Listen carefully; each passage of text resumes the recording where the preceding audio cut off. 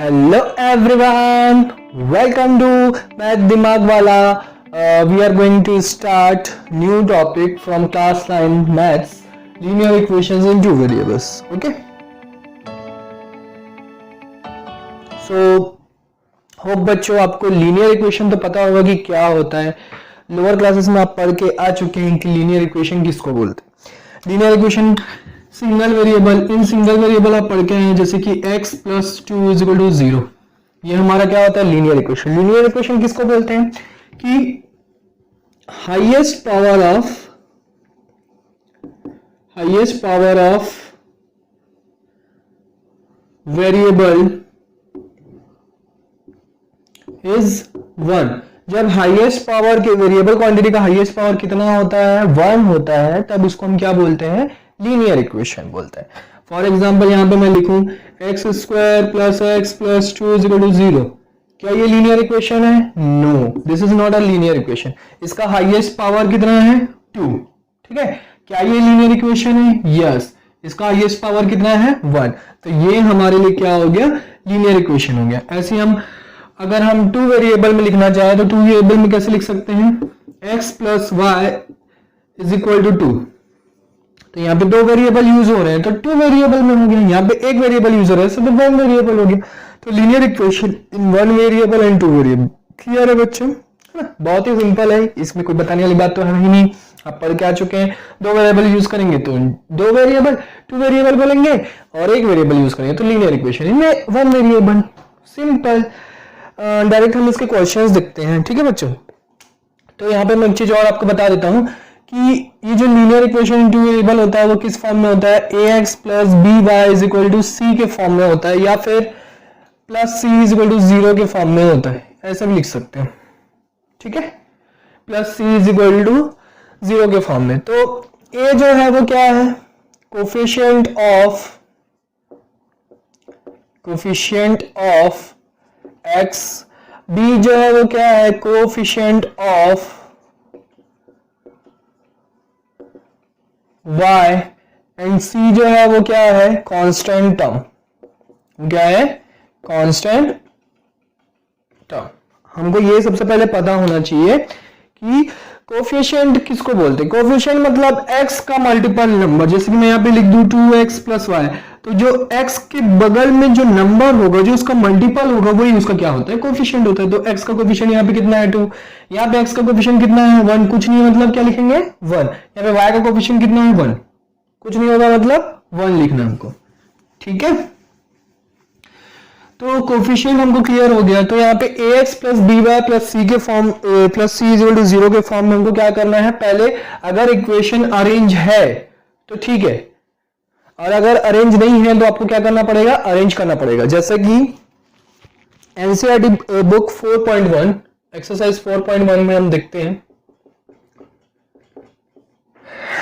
4.1 का question number 2 बोला है उसने कि express the following linear equations in the form ax plus by plus c is equal to 0 and indicate the values of a, b and c. Okay, तो here are the questions for you, जिसमें हमको क्या करना है, ax plus bx plus c is equal to 0 के form में इन सारे questions को हमको अरेंज करना है. देन फिर a, b और c की वैल्यूज हमको बतानी है. ठीक है.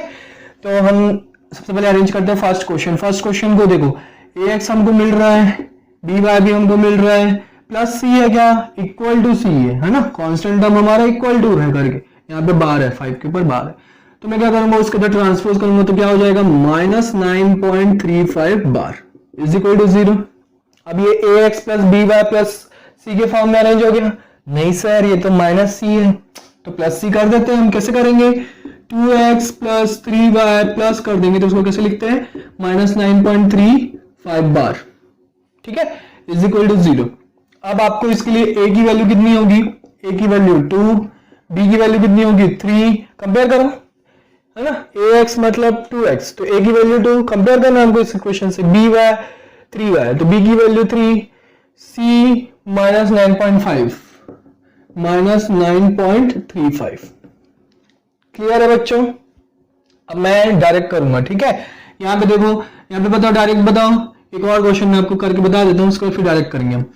x प्लस, अब यहाँ पे देखो x plus minus Y by five minus 10 is equal to 0, ax plus B Y plus C के फॉर्म में है, प्लस के फॉर्म में नहीं है, माइनस के फॉर्म में, प्लस के फॉर्म में चेंज कर दो तो क्या हो जाएगा माइनस 1/5 y। ठीक है, यहाँ पे x इंटू कुछ नहीं है, मतलब क्या लिख सकते हैं हम 1 लिख सकते हैं, 1 into x plus minus 10 is equal to 0। इसके लिए a की वैल्यू 1, b की वैल्यू माइनस 1/5 एंड c की वैल्यू माइनस 10। वेरी सिंपल, इसको आप डायरेक्ट करो, बता दो। a की वैल्यू -2, b की वैल्यू 3, c की वैल्यू -6। डायरेक्ट लिखने आना चाहिए, इसको तो ट्रांसपोज करेंगे तो क्या मिलेगा -6 मिलेगा, प्लस c के फॉर्म में होना चाहिए, इक्वल टू c है यहाँ पे। इसको हम पहले अरेंज कर लेते हैं, तो x 3y को हम क्या करें, इधर ट्रांसपोज करें तो -3y हो जाएगा, और c वाला कांस्टेंट टर्म है नहीं तो आप क्या कर लो +0 लिख दो, ये हमारा c की वैल्यू हो जाएगी। तो इसके लिए a की वैल्यू कितनी हुई 1, b की वैल्यू कितनी हुई -3 और c की वैल्यू कितनी हुई 0। समझ में आया? वैसे इसको भी करेंगे तो 2x plus 5y plus 0 is equal to 0 हो जाएगा। तो a की वैल्यू 2, b की वैल्यू 5 एंड c की वैल्यू 0। फटाफट बताओ, इसमें बताओ, यहाँ पे देखो y वाला टर्म है क्या, नहीं है, तो y वाला टर्म कैसे लिखेंगे 3x प्लस 0y करके हम लिखेंगे y वाले टर्म को।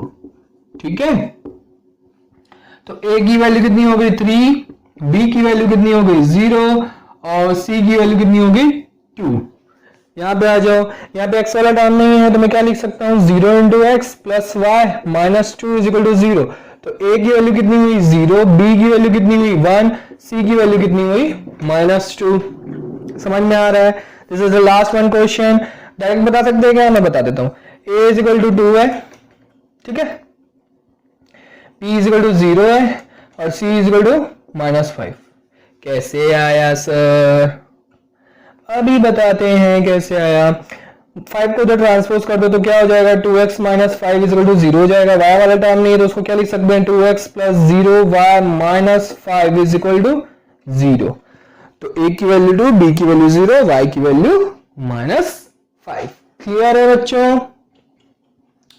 समझ में आया कैसे सॉल्व करना? बहुत ही इजी क्वेश्चन था। अब ये तो इजी क्वेश्चंस के अंडर में आते हैं ना, आप बोलो इजीएस्ट क्वेश्चन, वीडियो को पॉज करके आप नोट कर सकते हैं चाहे तो। इजीएस्ट क्वेश्चंस के अंडर में आते हैं, हाफ मार्क 1 मार्क का ये क्वेश्चन पूछ देता है। अब एक्सरसाइज 4.1 में एक और क्वेश्चन है जिसमें हमको क्या रहता है, वर्ड्स प्रॉब्लम रहता है ना। वर्ड्स प्रॉब्लम मतलब आपको वर्ड्स में क्वेश्चन दिया रहेगा और आपको इक्वेशन उसका फॉर्म करना रहेगा अकॉर्डिंग टू क्वेश्चन। ठीक है, तो उसके लिए क्या बेसिक रूल है, बेसिक रूल क्या क्या है, उसको कैसे समझना है, कैसे करना है, वो देखेंगे हम। ठीक है,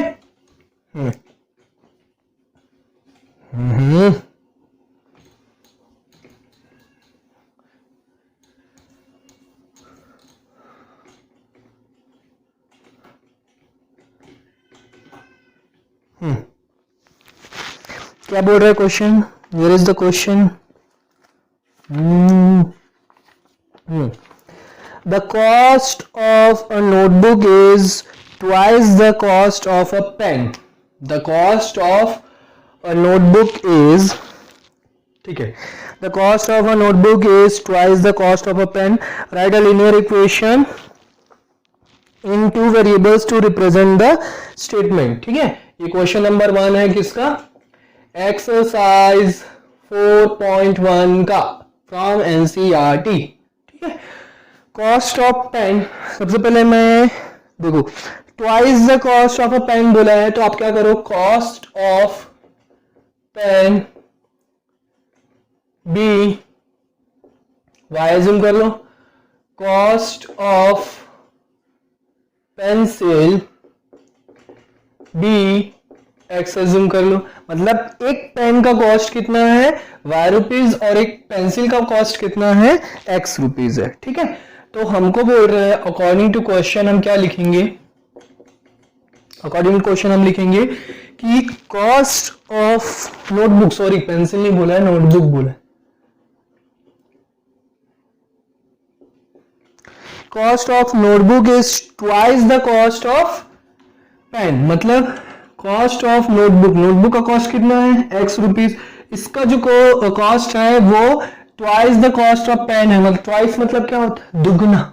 मतलब मान लो अगर नोटबुक 40 रुपीज की है तो वो उसका जो कॉस्ट है वो पेन के कॉस्ट के दुगना है, मतलब ट्वाइस है ना। तो पेन का कॉस्ट कितना हो गया, 20 रुपीज हुआ है, तभी तो वो उसका दुगना होगा। तो हमको इसको कैसे लिखना है इक्वेशन के फॉर्म में कि x जो है वो ट्वाइस है किसका, y के। ट्वाइस मतलब 2 से मल्टीप्लाई करते हैं, दुगना, हिंदी में दुगना, ठीक है। तो ये अब हमको क्या करना है, इक्वेशन के फॉर्म में अरेंज कर देना है। तो x माइनस 2y प्लस 0 लिखने की जरूरत नहीं रहती है, तो आप या फिर आप लिखना चाहो तो लिख सकते हो। ये हमारा इक्वेशन हो गया, आंसर आ गया। अब यहां तक भी छोड़ सकते थे, जरूरी नहीं आपको ये लिखना, पर अब लिख लो। आपके लिए क्या रहेगा, याद रहेगा कि ax plus B Y plus C के फॉर्म में क्या रहता है, इक्वेशन, लीनियर इक्वेशन लिखा जाता है, तो वो आपके दिमाग में बैठा रहेगा। क्लियर है बच्चों, बस इतना ही करना था उस क्वेश्चन में, ठीक है। ऐसे ही एक क्वेश्चन आर डी शर्मा की बुक में भी दिया हुआ है 13.1 में। 13.1 में question number 3, question number 3 R D Sharma, ठीक है। इसमें क्वेश्चन दिया हुआ है कि the cost of ball pen is 5 rupees less than half of the cost of fountain pen, ठीक है। तो सबसे पहले हम क्या करेंगे, let cost of fountain pen, आपको एग्जाम में ऐसे लिखना है बच्चों, fountain pen be y, cost of cost of ball pen be x, ठीक है। अकॉर्डिंग टू क्वेश्चन आ जाते हैं। अकॉर्डिंग टू क्वेश्चन क्या बोल रहे हैं, अकॉर्डिंग टू क्वेश्चन ये बोल रहा है, क्या बोल रहा है कि जो कॉस्ट ऑफ बॉल पेन है, बॉल पेन का जो कॉस्ट है, मतलब x इज इक्वल टू जो है वो क्या है, cost of ball pen, cost of ball pen कितना है, x rupees. Cost of ball pen is की जगह पे क्या आ जाएगा, इक्वल आ जाएगा। Cost of ball pen is मतलब x is equal to ₹5 less than half of the cost of the fountain pen। तो half of the cost of the fountain pen मतलब half of y है ना, half of y, उससे भी less है कितना, ₹5। मैं क्या बोल रहा है कि बॉल पेन का जो कॉस्ट है वो फाउंटेन पेन के कॉस्ट से हाफ, फिर उसमें भी 5 rupees less, 5 rupees less than half of the fountain pen, 5 rupees less than half of the fountain pen. तो half of the fountain pen पहले करेंगे, फिर उसमें 5 रुपीज लेस करेंगे। और समझ में आया, तो ये हमको इक्वेशन मिल गया। इसको इक्वेशन को अरेंज करना है तो आप अरेंज कर सकते हो। तो x प्लस वाई बाई 2 हो जाएगा और प्लस 5 हो जाएगा, इज इक्वल टू 0। आंसर, बस इतना ही करना था, इक्वेशन फॉर्म करने आना चाहिए, ठीक है। तो ये हमारे लीनियर इक्वेशन टू वेरिएबल से क्वेश्चन है आर डी शर्मा, और मैंने क्या किया, एनसीईआरटी दोनों बुक्स के एक एक एक्सरसाइज आपको सॉल्व करवा दी, ठीक है। क्योंकि आर डी शर्मा में भी वैसे ही क्वेश्चन से ए बी सी की जो वैल्यू हम इससे पहले फाइंड आउट कर रहे थे, तो वैसे ही क्वेश्चन उसमें भी है, तो मैं इसलिए दोबारा नहीं करवा रहा हूँ, आप खुद से कीजिएगा। अगर किसी क्वेश्चन में डाउट आता है तो आप हमको कमेंट कीजिए, ठीक। आगे बढ़ते हैं।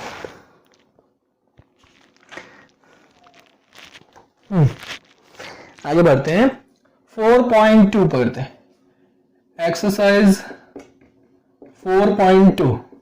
एक्सरसाइज 4.2 में क्या है, बोल रहा है, फर्स्ट क्वेश्चन बोल रहा है,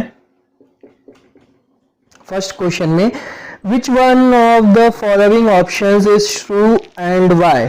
हमको एक इक्वेशन दिया हुआ है, y is equal to 3x plus 5 has, ठीक है। इसके ऑप्शंस दिए हुए हैं, फर्स्ट है a unique solution, option b है only two solution, और ऑप्शन सी है infinite many solution, infinite many solution। तो आपको बताना है कि क्या इसका एक ही सॉल्यूशन होगा, क्या इसके सिर्फ 2 सॉल्यूशन होंगे, या फिर बहुत सारे सॉल्यूशन होंगे, ठीक है। सॉल्यूशन मतलब क्या है, क्या सॉल्यूशन मतलब क्या बोल रहा है कि यहाँ पे y इज इक्वल टू, अगर हमको 3x प्लस 5 दिया हुआ है तो यहाँ पे x की वैल्यू कुछ होगी है ना, और y की वैल्यू कुछ होगी, तो वही उसके सॉल्यूशंस है।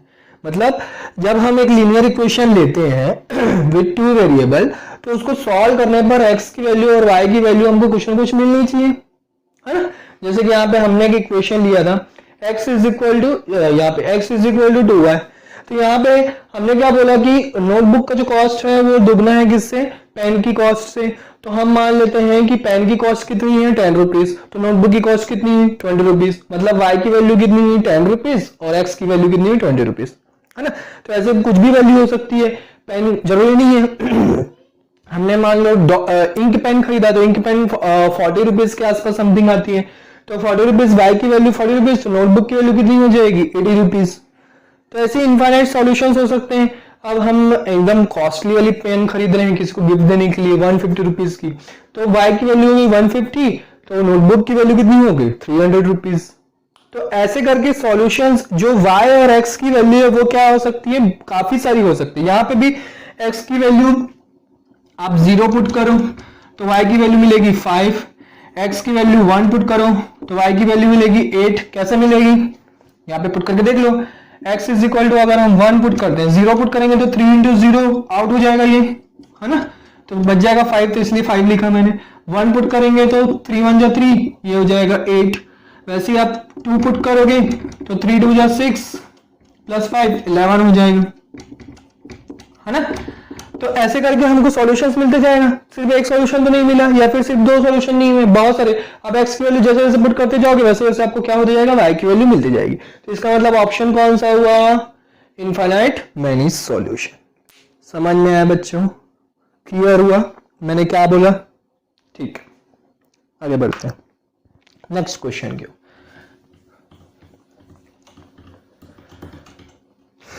मैं आपको आर.डी. शर्मा और एनसीईआरटी दोनों ही आपको साथ साथ में क्लियर करवाते जा रहा हूं, और इससे क्या होगा, आपके आर.एस. अग्रवाल के क्वेश्चन जो है वो भी आपके कवर होते जाएंगे। आप ट्राई करना, अगर कोई डाउट होता है तो आप कमेंट कर देना।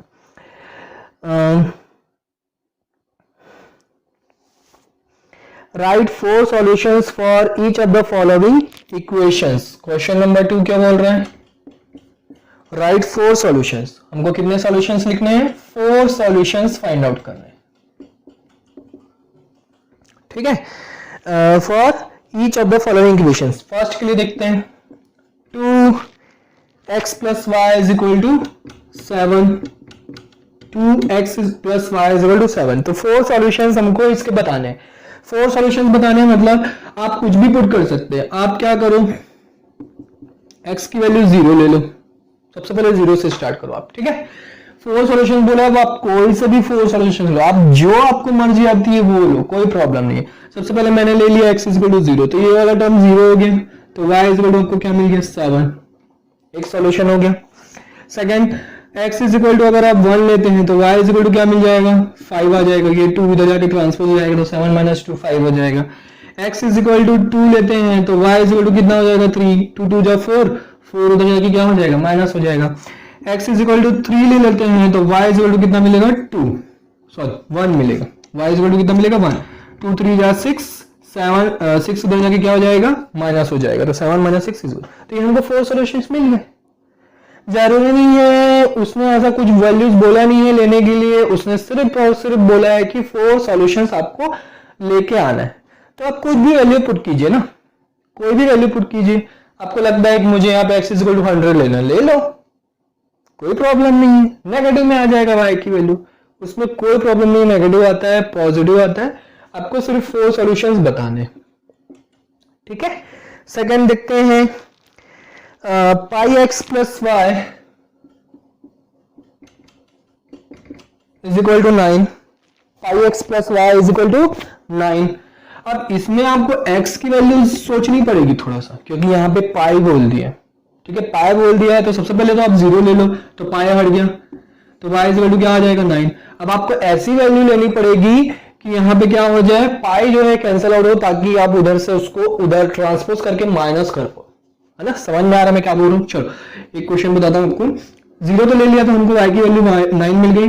1 अपॉन पाई लेके देखो, यहाँ पे पुट करो, 1/π पुट करेंगे, pi into 1/π, pi pi cancel out, plus Y is equal to 9, तो वाई इज इक्वल टू क्या हो जाएगा 8 आ जाएगा, 1 उधर जाके क्या हो जाएगा माइनस हो जाएगा, तो वाई की वैल्यू कितनी आ गई 8, है ना।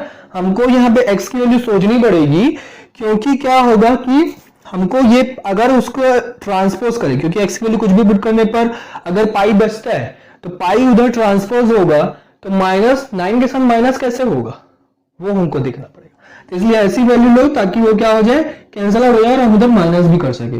दूसरी ले लो 2/π ले लो, 2/π लोगे तो यहाँ पे 2 बचेगा, उधर जाके क्या हो जाएगा 7 हो जाएगा। यहाँ पे ले लो 3/π ले लो, यहाँ पे 3 बचेगा, 3 उधर जाके क्या हो जाएगा 6 हो जाएगा। हो गया 4 सॉल्यूशन। तो 4 सॉल्यूशन हमको बताने थे, हमने बता दिया। समझ में आ रहा है? ठीक है, आएगा, नहीं आ रहा है तो भी धीरे धीरे समझ में आएगा। ठीक, आगे बढ़े। और कौन सा क्वेश्चन दिया है देखें।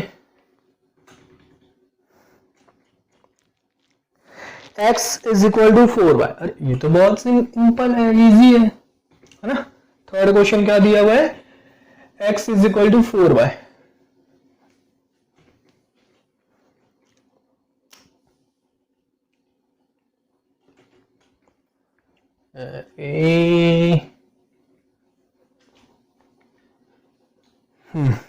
x is equal to 4y, third question है, x is equal to 4y।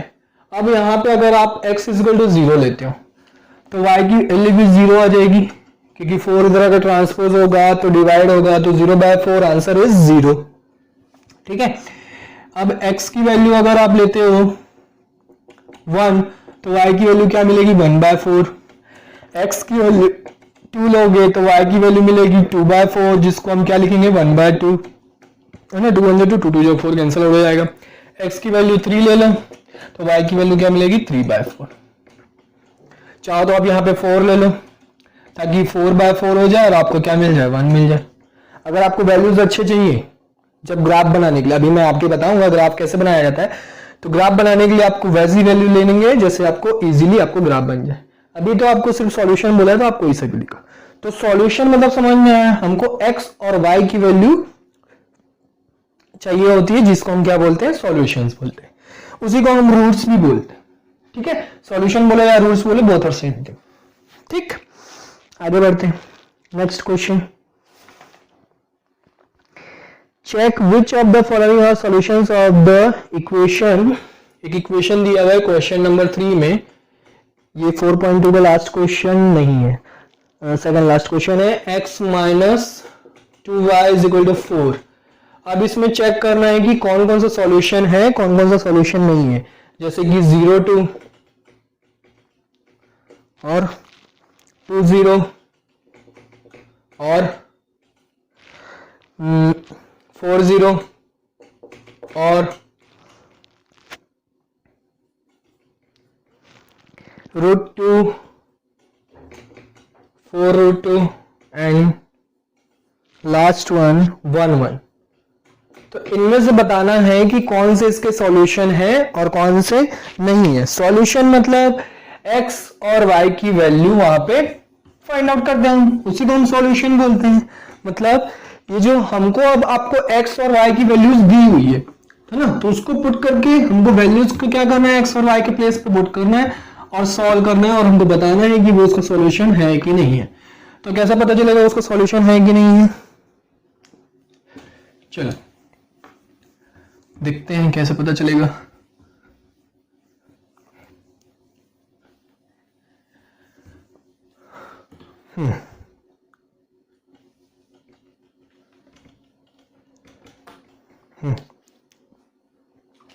सबसे पहले फर्स्ट वाला ए वाला हम लेते हैं।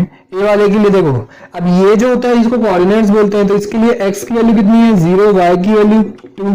ये x और y के फॉर्म में है सारे, ऐसे होते हैं कोऑर्डिनेट्स को हम ऐसे लिखते हैं। फर्स्ट वाला x की वैल्यू होता है, दूसरा y की वैल्यू होता है। वैसे इसके लिए x की वैल्यू 2, y की वैल्यू 0, इसके लिए x की वैल्यू 4, y की वैल्यू 0, इसके लिए x की वैल्यू √2, y की वैल्यू 4 √2, है ना।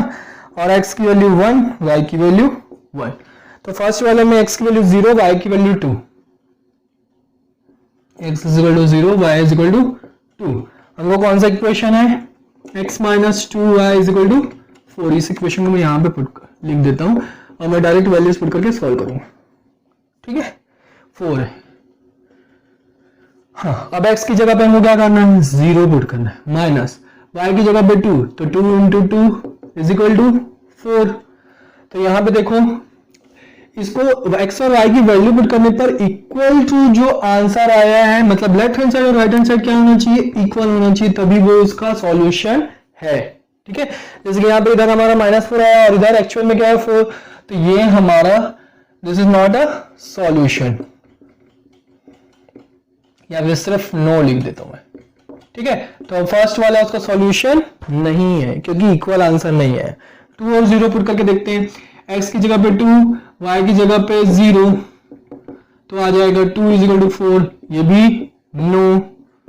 थर्ड में देखते हैं, x is equal to 4, 4 minus y is equal to 0 is equal to 4, तो 4 इज इक्वल टू 4 आ गया, मतलब थर्ड वाला उसका क्या है, सॉल्यूशन है। ठीक है, फोर्थ वाला देखते हैं, x की जगह पे √2 minus 2 into 4√2 is equal to 4, तो ये हो जाएगा 2 4 जा 8, √2 माइनस 8√2 इज इक्वल टू 4। अब इसको सॉल्व करो तो 8√2 7 माइनस 7√2 इज इक्वल टू 4, इसमें भी क्या हो जाएगा, नो, है ना।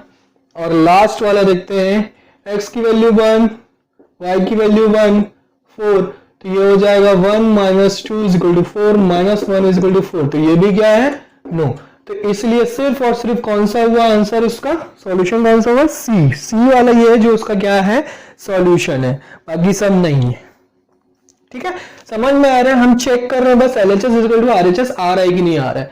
x की जगह पे x की वैल्यू पुट कर दिए इस इक्वेशन में, दिए हुए इक्वेशन में, और y की जगह पे y की वैल्यू पुट कर लिए, और LHS इक्वल टू RHS अगर आता है तो वो उसका सॉल्यूशन है, नहीं आता है तो वो उसका सॉल्यूशन नहीं है। क्लियर है बच्चों, वेरी सिंपल। क्वेश्चन नंबर 4 देखते हैं, लास्ट क्वेश्चन इस एक्सरसाइज का 4.2। Find the value of k की वैल्यू फाइंड आउट करना है if x is equal to -2 +2, y is equal to कितना है 1, is a solution of the equation 2x + 3y is equal to k। ठीक है, ये इक्वेशन है, इसके सॉल्यूशन है, ये x और y क्या है, उसके सॉल्यूशन है। तो हमको k की वैल्यू फाइंड आउट करना है, कुछ नहीं करना है, उसका सॉल्यूशन है, मतलब x की जगह पे मैं क्या करूंगा, x की वैल्यू पुट करूंगा, y की जगह पे y की वैल्यू पुट करूंगा, कितना जाएगा 2 2 4 + 3 इज इक्वल टू k, 4 3 7, 4 + 3 7, है ना। तो k की वैल्यू कितनी आ गई, 7 आ गई। बहुत सिंपल था, उसके सॉल्यूशन दिए हुए हैं, मतलब x और y की वैल्यू दी हुई है, इक्वेशन दिया हुआ है, उस इक्वेशन में x और y की वैल्यू पुट कर देना है और सॉल्व कर देना है, तो k की वैल्यू आ जाएगी। क्लियर है, ऐसे क्वेश्चंस एग्जाम में पूछे जाते हैं। ठीक है, और भी क्वेश्चंस मिलेंगे, एडिशन में देखता हूँ इस टाइप का कोई क्वेश्चन है क्या।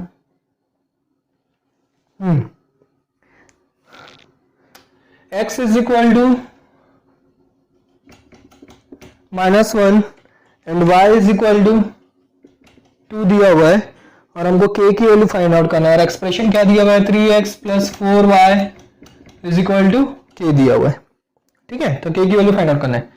अगेन क्या करेंगे बच्चों, जल्दी बताओ, -1 पुट करेंगे x के प्लेस पे, y के प्लेस पे 2 पुट करेंगे, ये हो जाएगा -3, ये हो जाएगा 4 2 जा 8 इज इक्वल टू k, तो ये हो जाएगा 5, तो k की वैल्यू कितनी आ गई, 5 आंसर। Very simple question. एक और क्वेश्चन देखते हैं, आरडी शर्मा भी हम सॉल्व कर लेते हैं, है ना। इससे क्या होगा, आपका RS अग्रवाल के क्वेश्चंस भी हो जाएंगे कवर।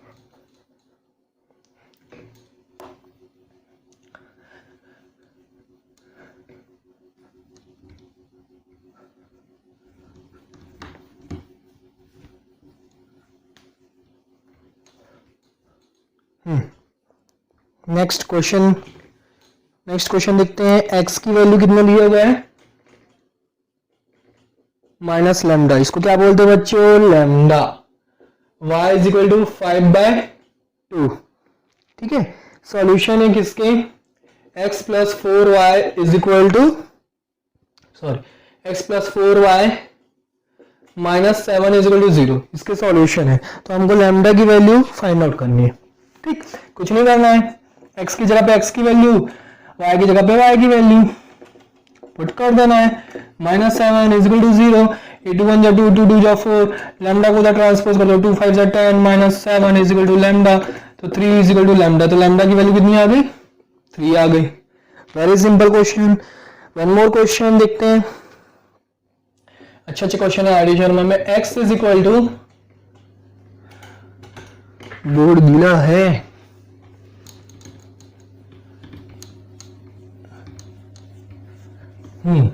समझ में आ रहा है, स्पीड तो नहीं हो रहा है, ठीक है। x इज इक्वल टू आपको वैल्यू दी हुई है 2 अल्फा प्लस 1 और y इज इक्वल टू दी हुई है अल्फा माइनस 1, है ना। ये सॉल्यूशन है किसके, 2x plus 3y, 2x minus 3y plus 5 is equal to 0। इस इक्वेशन की क्या है, ये सॉल्यूशन है। Find the value of alpha, alpha की वैल्यू फाइंड आउट करनी है। कुछ नहीं करना है हमको, सिंपल है, 2 अल्फा प्लस 1 x की जगह पे पुट करना है, अल्फा माइनस 1 y की जगह पे पुट करना है, प्लस 5 इज इक्वल टू 0। ये हो जाएगा 4 alpha plus 2 minus 3 alpha plus 3। ठीक है बच्चों, हाँ, minus 3 alpha plus 3, minus minus plus हो जाएगा, है ना, प्लस ये 5 इज इक्वल टू 0, इसको 4 alpha 3 plus 5 8 plus 2 10 minus 3 alpha plus 10 is equal to 0। तो ये हो जाएगा 4 अल्फा माइनस 3 अल्फा कितना आएगा अल्फा, और 10 को उधर ट्रांसपोज करेंगे तो माइनस 10। तो अल्फा की वैल्यू कितनी आई, माइनस 10। एक और लास्ट क्वेश्चन है बच्चों, उसके बाद और आपको सारी चीजें क्लियर हो जाएगी। x इज इक्वल टू 1 दिया हुआ है, y इज इक्वल टू 6 दिया हुआ है। ये सॉल्यूशन है किसका, 8x plus 8x minus ay plus a square is equal to 0। अच्छा बताओ, ये लीनियर इक्वेशन है या नहीं, पहले ये बताओ, ठीक है कि नहीं। ये सर a स्क्वायर दिया हुआ है, a दिया हुआ है, तो क्वाड्रेटिक इक्वेशन है बोलोगे आप, है ना। हाईएस्ट पावर 2 हो गया तो आप बोलोगे लीनियर इक्वेशन नहीं है। No, this is a linear equation. यहाँ पे x और y है ना, ये तो बेटा कांस्टेंट टर्म हो गया। वेरिएबल क्वांटिटी जो है वो हमारी क्या है, x और y है। तो वेरिएबल क्वांटिटी के पावर को हम देखते हैं, कांस्टेंट टर्म के पावर को कभी नहीं देखते, ठीक है। तो x और y के पावर तो हाईएस्ट पावर 1 है ना, तो ये लीनियर इक्वेशन है। अब x की वैल्यू पुट कर दो 1, तो 8 1 जा 8 आएगा। a की वैल्यू 6 पुट कर दो तो माइनस 6y, सॉरी y की वैल्यू पुट कर दो 6, तो क्या हो जाएगा 6a प्लस a स्क्वायर। अब इसको सॉल्व करने के लिए आपको क्या करना पड़ेगा, क्वाड्रेटिक इक्वेशन। अब ये हमारा क्वाड्रेटिक इक्वेशन हो गया, क्योंकि वेरिएबल कौन सा बच गया, अब a बच गया। समझ में आया। तो वेरिएबल क्वांटिटी, अब इसको क्या करते हैं, मिडिल टर्म स्प्लिट थ्योरम से सॉल्व करते हैं। आपने 8th क्लास में पढ़ा होगा मिडिल टर्म स्प्लिट थ्योरम, फिर भी मैं बता देता हूं आपको। मिड वाले टर्म को हम क्या करते हैं, स्प्लिट करते हैं। किस फॉर्म में, p plus q is equal to, ये p और q क्या है, इस क्वाड्रेटिक इक्वेशन के दो रूट्स हैं। क्वाड्रेटिक इक्वेशन के कितने रूट्स होते हैं, दो। लीनियर इक्वेशन के एक, क्यूबिक इक्वेशन के 3, ठीक है। तो ये क्वाड्रेटिक इक्वेशन के दो रूट्स हैं, p एंड q। तो इन दोनों को ऐड करने पर कितना आना चाहिए, -6 आना, हाँ -6 आना चाहिए। और p इंटू क्यू, इन दोनों को मल्टीप्लाई करने पर कितना आना चाहिए, 8 आना चाहिए। यहाँ पे सबसे पहले क्या करते हैं, कांस्टेंट टर्म को a स्क्वायर के कोएफिशिएंट से हम मल्टीप्लाई करते हैं। तो इसका कोएफिशिएंट कितना है 1, तो 8 1 जा 8 लिखेंगे। पहला वो काम करते हैं। मिडिल स्प्लिट थ्योरम आपको याद होगा तो ठीक है, नहीं तो हम 9th क्लास में चैप्टर में तो पढ़ेंगे, मैं आपको क्लियर करवा दूंगा, सेकेंड चैप्टर में है शायद। तो p plus q is equal to -6, p into q is equal to 8। अब इसको हम क्या करेंगे, हमको ऐसे नंबर्स लेने हैं जो ऐड करने पर -6 आना चाहिए और मल्टीप्लाई करने पर कितना आना चाहिए, 8 आना चाहिए, ठीक है। तो 4 2 जा 8, है ना। तो p की वैल्यू मैं ले लूँ -4 और q की वैल्यू ले लूँ -2। तो इन दोनों को ऐड करने पर मुझे -6 मिलेगा। वैसे -4 इंटू -2 को मल्टीप्लाई करने पर क्या मिलेगा, +8 मिलेगा, मिल गया मुझे। तो आप मिडिल वाले टर्म को क्या कर दो, स्प्लिट कर दो, -4a -2a + 8। सिर्फ मिडिल वाला टर्म चेंज होगा, बाकी फर्स्ट और last term same to same रहेगा। अब इन दोनों में से कॉमन निकालेंगे, है ना। तो a² -4a में से क्या कॉमन निकलेगा, a कॉमन निकलेगा, तो क्या बच जाएगा a -4। वैसे इन दोनों में से -2, इन दोनों में से क्या कॉमन निकलेगा -2, तो क्या बन जाएगा a -4। अब ये याद रखो बच्चों, ये जो ब्रैकेट में आया है ये आपका सेम आना चाहिए। अगर आपका ये ब्रैकेट के अंदर जो आंसर आया है वो सेम नहीं आ रहा है कॉमन निकालने पर, तो इसका मतलब आप क्या कर रहे हैं, रॉन्ग कर रहे हैं। ठीक है, तो ये सेम आया हमारा। अब ये a -4 मैंने कॉमन निकाल लिया, तो बच गया क्या, इधर से बचा a, इधर से बचा -2 = 0। तो a की वैल्यू कितनी आ गई, एक आ गई 4 और दूसरी आ गई 2। तो एक यहाँ पे कितनी वैल्यूज होगी, 2 वैल्यू होगी। समझ में आया बच्चों, अच्छा क्वेश्चन था ये, नोट कर लो। ये क्वेश्चन नंबर 7 है ये, आर.डी. शर्मा। क्वेश्चन नंबर 6 है ये, और ये क्वेश्चन नंबर 5 है। ठीक, ओके। तो यहाँ पे आपके 2 एक्सरसाइज कंप्लीट हो गए बच्चों। अगर इन 2 एक्सरसाइज में से आपको कोई भी डाउट आता है तो आप बिना हेजिटेशन की क्या करो, कमेंट करो। और आपको इससे रिलेटेड आपको और भी कोई चीज़ समझनी है या फिर और भी कोई भी चीज़ पढ़नी है, और मैथ्स का कोई भी एक ऐसा कोई टॉपिक आपको जो समझ में नहीं आता है, तो आप हमको क्या कीजिए, कमेंट कीजिए, हम आपको जरूर क्लियर करेंगे। ओके चैंपियंस, ओके बच्चों, bye bye, take care, see you in the next lecture.